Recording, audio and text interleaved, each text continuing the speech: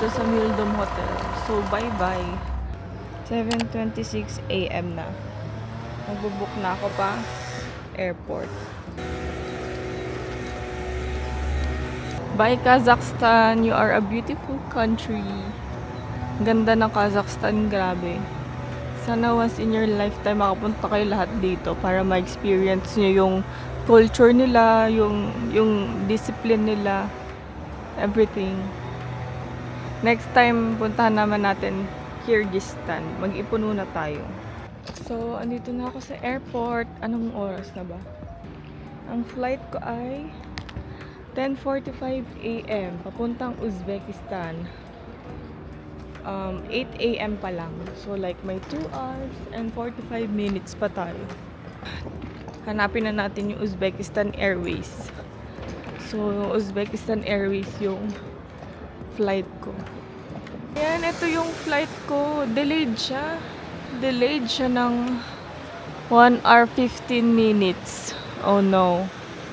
So, saan tayo? Maghintay muna tayo dito. Umaga pa. Ko lang nabasa yung email. Oh my God. Delayed pala yung flight ko ng 1 hour 15 minutes. So, 12 pa yung alis ng eroplano. Aga ko tuloy, 8 pa lang. May 4 hours pa. Eh, mabilis lang naman ng mga check-in dito. Ito na nga yung gate agad. Dito ako sa Maroon Rosso. I ordered latte and Dubai croissant. Pero parang ang putla ng kape nila. So, baka mag-order ako ng shot. Ang putla lagi ng mga kape nila. No? Tapos ito yung Dubai chocolate croissant. Busog. Mag-check-in na muna ako dito sa Uzbekistan Airways. Tashkent. So, wala masyadong tao dito. Ang bilis ko lang din nakapasok. So, ayan, boarding na. Ito na yung aking plane papuntang Uzbekistan. Let's go. Here. Parang feel ko puno yung flight. Kasi malit ng aeroplano. Tapos, middle seat. Okay lang, 1 oras lang naman. Ayan, malog yung seat. May seat rest. Ay, may hampa-nampa. Say hi. She's from Germany. What's your name again? I'm Priya. I'm Priya. Ladies and She's gentlemen, also solo traveling. so nice to meet you. Yeah, may snacks. May libreng snacks dito.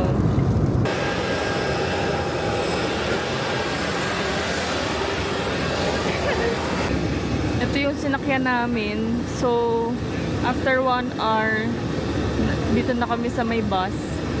Tapos, magwi-withdraw na ako immigration and bibili SIM kasi wala akong wifi, I think.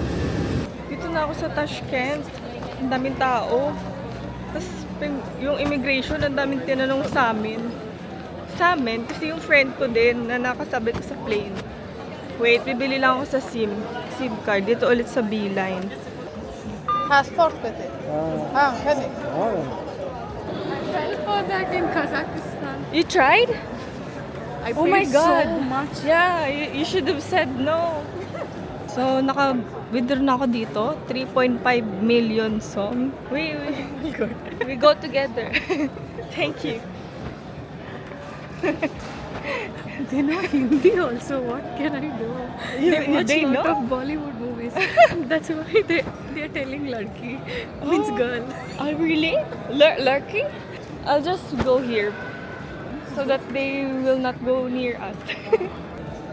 So, magbubook na ako ng Yandex ko kasi naka-withdraw na ako ng cash. Ganito yung cash nila.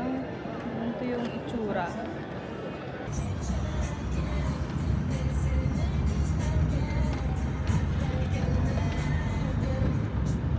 Nakabook na ako ng Yandex.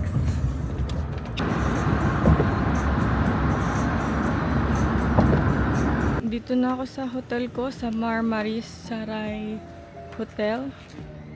Yan. Diba siya parang residential area? So mag-Yandex ako dito a lot. So let's go. Mainit.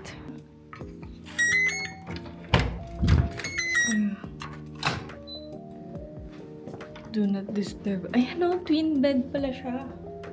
Like, malaki. Twin bed.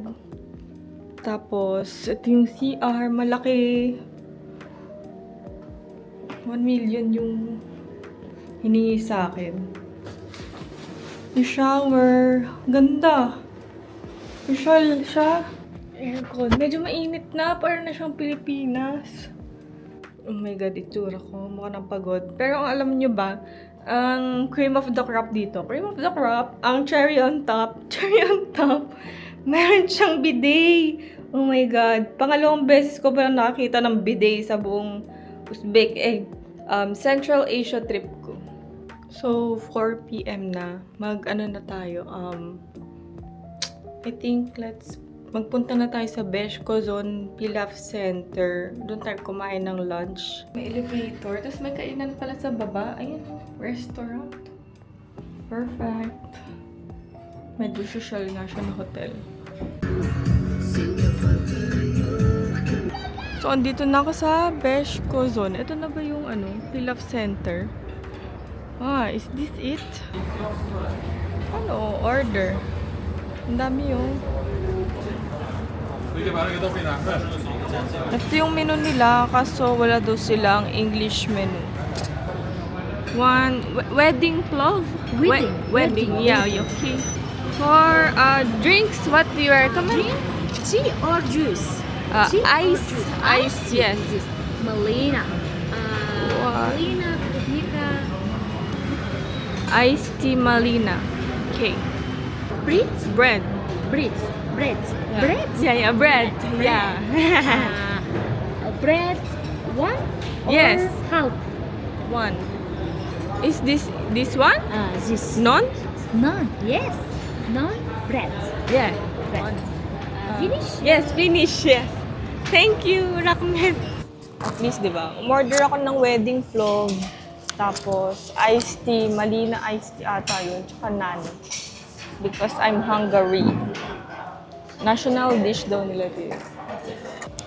Pinagpapracticean din nila mag-English. Buti na lang magaling siya mag-English. Nag-order ako ng naan. Ngayon lang ako magta-try ng naan. Yung bread nila dito. Wow, ang laki. Kaya ko ba to? Parang gusto ko ng palaman. Order ata nag-salad ako.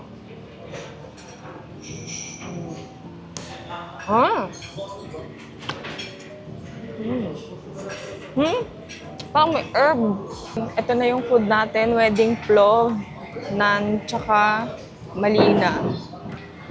Wow. Yung huling kain ko pa ng rice, yung nandun sa Sati Village. Ito horse meat. Ito yung horse meat. Tapos niluluto yung plov dun sa malaking kawali kanina. Wowers. Uzbekistan's national dish. Really talaga sila sa mamantika, ano? Sarap. Tapos may quail egg. Actually, masarap yung horse meat. Eye-opener tong trip na to. Like, sobrang memorable ng trip na to sa akin. Especially yung mga taong nakilala ko. Bait. Try naman natin yung iced tea. Malina. Ano kaya itong malina? Oo. Oh, sarap. Mixed fruit siya. Sarap. Actually, yung yung Yandex ko kanina, lang siya, 130 pesos. Cheapest country daw to, I think. Kaya makatipid kayo dito pag nandito kayo sa Uzbekistan. Mantika talaga siya. Ito yung mantika. Andito na ako sa Hazrati Imam. Ang dami rin tao. Pwede pumasok, di ba? Ang ganda! Islamic Civilization Center in Uzbekistan is established on the initiative of the President of the Republic of Uzbekistan, Shavkat Miromonovich Mirziyoyev. Ganda! Ang laki niya! May nagpo-photoshoot pa. May photoshoot yata sila. Wow! Bili kaya tayong ticket ngayon. Yun na, sunset na kasi. Ayan na yung sun. Palubog na. But, 9 PM pa ito magko-close.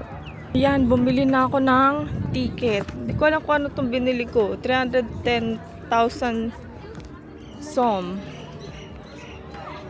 But I guess, might as well. Andito na tayo eh. Ganda ng architecture nila oh. Medyo magulo lang yung pasok nila. Yung ticket ko after 20 minutes pa. Magkano yung 310,000 som? I feel like mga nasa 1.5. Culture naman nila yan. Bukas mag-chore sa bazaar na. Sana pwede mag-picture dito, no?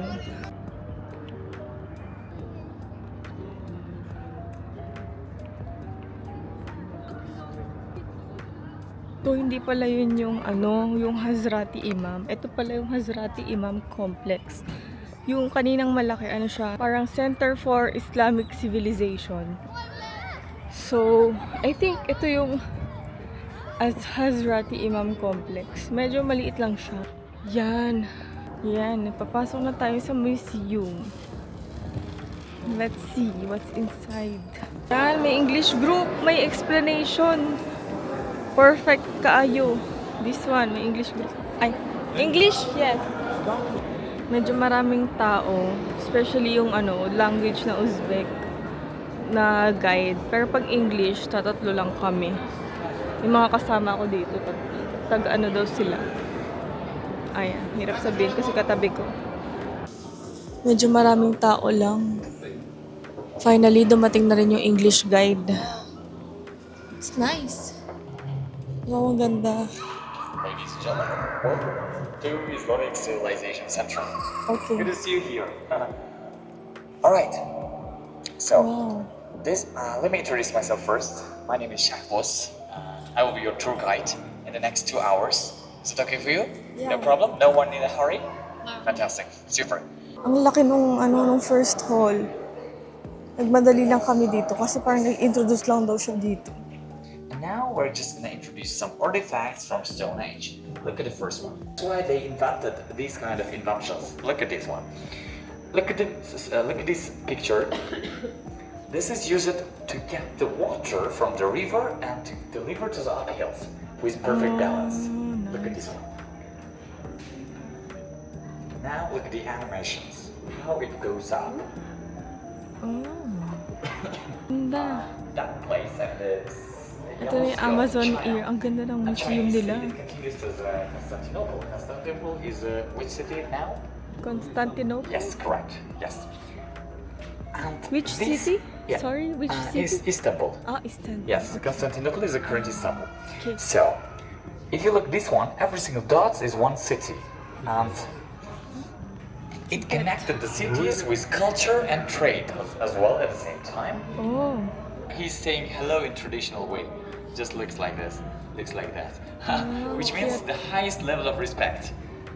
In order to see actual size of it, even you can see there's these sculpture materials Ah, here. laki ng kabayo. This is their life. Their life is really ordinary, simple, a little bit faster. Try more. Yeah, now, yeah. So, ito daw yung mga totem na sinusuot nila dati para sa, parang anting-anting nila to protect. May manok, ano yun? So, mapaprotect ka sa manok. Chares.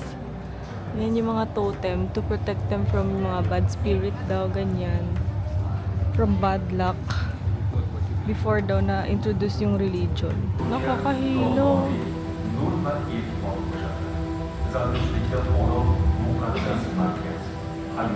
Para siyang yung sa Japan. Dati daw gusto daw nila yung nomadic lifestyle. So, naglilipat-lipat sila, tapos nakatira lang sila sa yurt, tapos nilalagay nila to sa tuktok para malaman daw ng mga tao na may ruler dun sa loob ng yurt. Nice. That's called kiswa, and it is ornamented with like Quran verses, Quran ayat. That's actually a calendar daw. Yeah. Nagmamadali si kuya kasi ayaw niya ng maraming tao. Words, Al-Jabr, AI. then Kaya ba yung mga museum dito, puro AI na. Siya daw yung nag-invento ng algebra. Siya pala yung nagpapahirap sa atin sa school. Chares. Here's Na-end daw yung Islam dahil kay Genghis the Khan cool gap. from That's why Mongolia. style in Timur-Leste period. Wow. Decor during Amir Timur's period. From this place, the Timurid period Ganda. starts. If you look at the Timurid period, this is just small piece of it, but you know to see how Ito daw yung of the anak ni Amir architectural, Timur. complex. Ito daw yung Chapman, original Royal road. Chapman. Ang Ulugh ganda. Beg is a great astronomer. In the Middle Ages, he was Elon Musk at the time. Ito si Bibi Kanim. Meron siyang Bibi Kanim Mosque na asawa ni Amir Timur. This is the final part of Tapos na kami sa the ancient Uzbekistan. Puro modern na to. legendary built that is Ganda, hologram tree. It's beautiful. Yung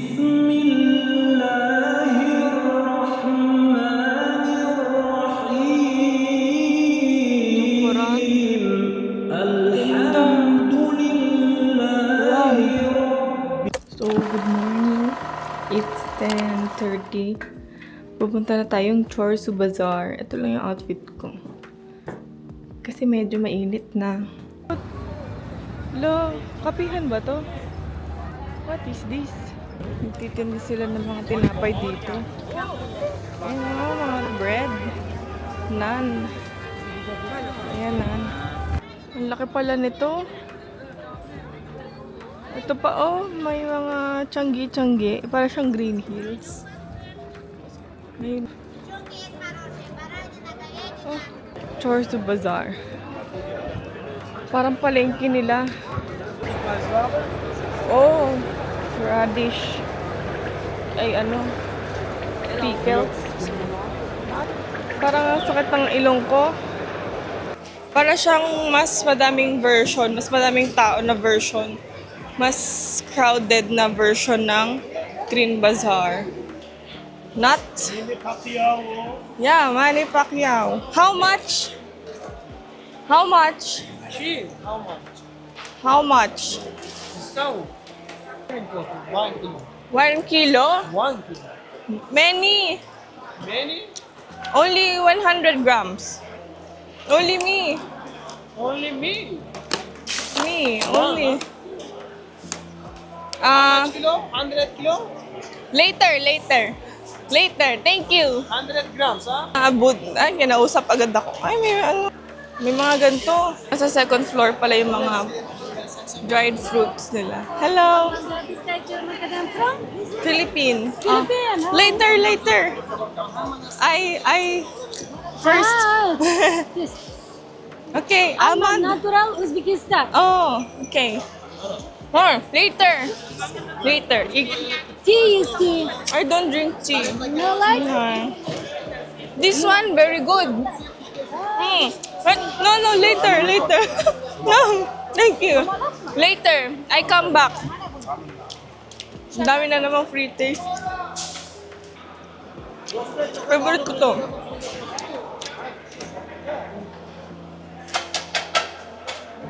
Ang ganda. Ang market nila. Timba. Namane. Same lang yung tinitinda nila actually. Ano yung diliman? Holba. Ito yung masarap. Holba. No, it's okay. Later. Philippine. YouTube. Dried apricot. Yung halva gusto ko. Tanesi çok güzel. Parang gusto ko ng halva. Doon na lang tayo sa babae para support natin yung mga kababaihan. Chares. Ay, may kape pa dito. Ano kaya itong halva? Juice, okay. I don't drink tea. Okay, this one? Half kilo? I don't drink tea. Later. Ay, Okay, 200 gram. later. Thank you. Yung tea, ang bango. Kaso hindi ako nagtsatsaa talaga. Isip ko kung bibili ako ng mga nakapackage. Mga halba. Sarap naman siya. What's, Chuchukela. Chuchukela? Hi. What's your name? Abdulaziz. Abdulaziz. Abdulaziz. Abdulaziz. Abdulaziz. Okay. I buy this. This very good. Very good. Samarkand algo. Halva. Pacquiao. Yeah, Pacquiao. Cheap Ah. price. Discount. Okay. Discount. I want apricot. How much kilo? Half kilo, 1 No, kilo? no, only small. Very small. Yeah. How much kilo? This one. Okay, I put. Okay, Pacquiao. Grab. Okay. Okay, grab daw. So, Only. yeah, me only. Hey.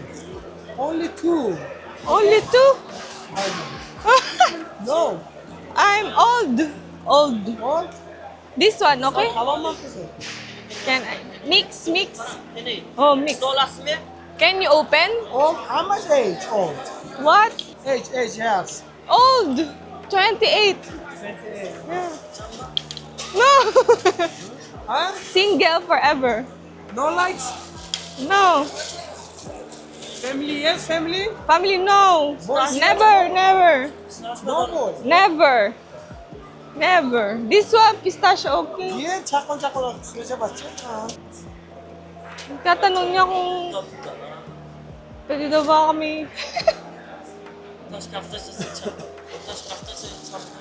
what else? What you recommend? This one? Okay. How much per kilo? 1 kilo 500. Okay. Expensive. Ano kaya masarap dito? Binalikan ko si kuya. Inaaya niya ako magpakasal, men. Tapos na ako doon. Ang daming nangyayari. Nagpili na lang ako doon kay kuya. Binalikan ko yung pistachio niya. 200 grams. 50,000 som. Daldal niya. In fairness. Tinatanong niya kung anong edad na ako. Tapos kung kinasal na daw ba ako. Tapos inaaya niya din doon. Tinatanong niya kung pwede daw ba kami na... Diyos ko. Bagets. No. Tourist Bazaar.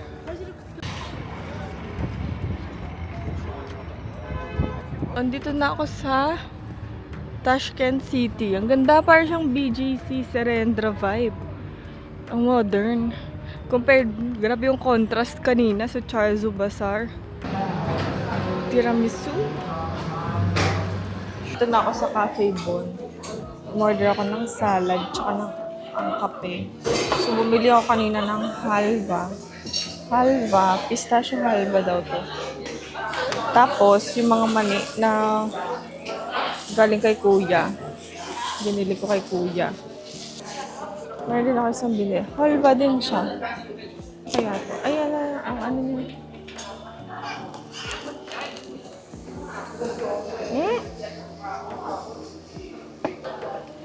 Maano siya, madumi, makalat. Parang siyang dragon candy ng Korea. Yung something yata sa loob. Sarap naman. Pistachio halva. Ito siya. Ito yung tsura niya. Pistachio. Let's try.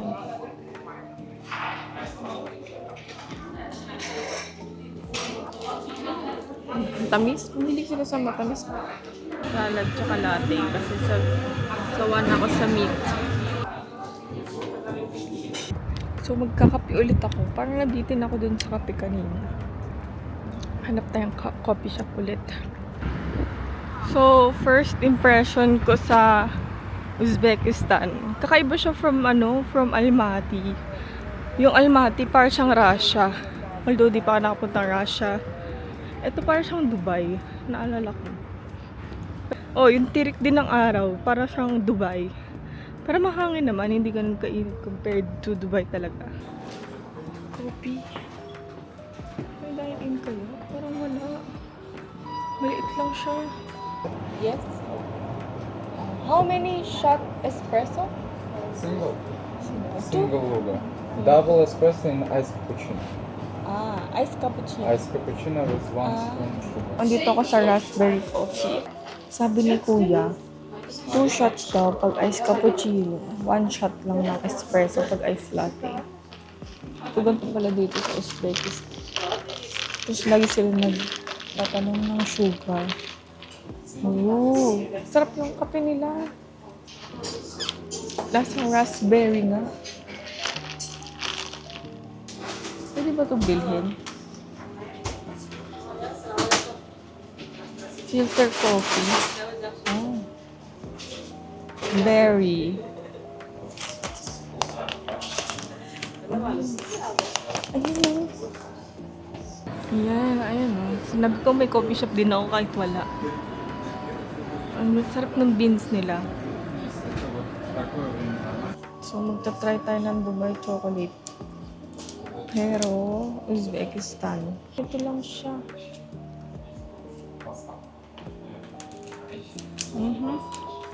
So, sarado pala yung Amir Timur Square ngayon, ginagawa.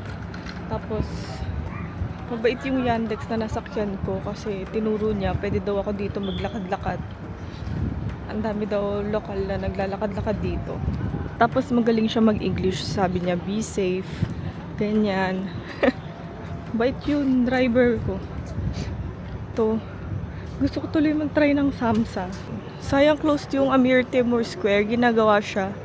Next time na lang. Magpunta na tayong Hotel Uzbekistan later. Oh, may mga magnet. Uzbekistan. Ganda ng park nila. May mga flowers. Ganda.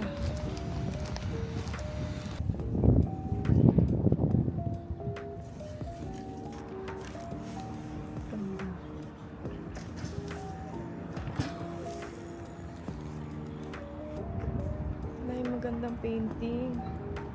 Oh, samsa? One? How much? Sorry. 1,000? 50,000? 5,000. Sorry. One? One? To go? Chicken? Yeah. Cheese? Chicken cheese? Okay. Context clues lang. Kano kaya ito? Diba? 25,000 som. Magkano yung 25,000 som? 100 pesos. Thank you. Rahmat. Rahmat. Rahmat. Kaptur? Kaptur. Ah. Go back again. Okay. Kapturi daw. Panis. Kapturi. Balik daw ako. Kapturi. Ito na yung Hotel Uzbekistan. Yung hotel nung Soviet Union era. Dito ako magsistay kasi ang mura lang din. Tapos 4-star hotel pa siya. Kaso takot ako baka may freebie. May freebie kaluluwa sa room. Ang luma niya na. Nandito na ako sa tapat ng Hotel Uzbekistan. Ay, may nagbebenta dito ng pomegranate juice. How much? 30? 30? 3?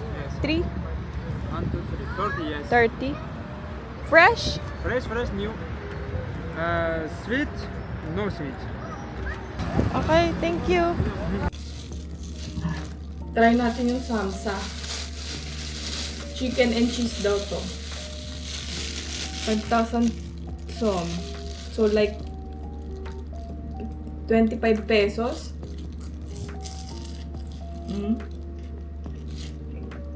25 pesos. Pwede na pang tawid gutom. Hindi kita loob. Pero malasa. Pwede na. Next natin ito try. Ito. Mamantika. Malagkit. Try natin. Mapait daw to, sabi nung ate na nag-i-English kanina.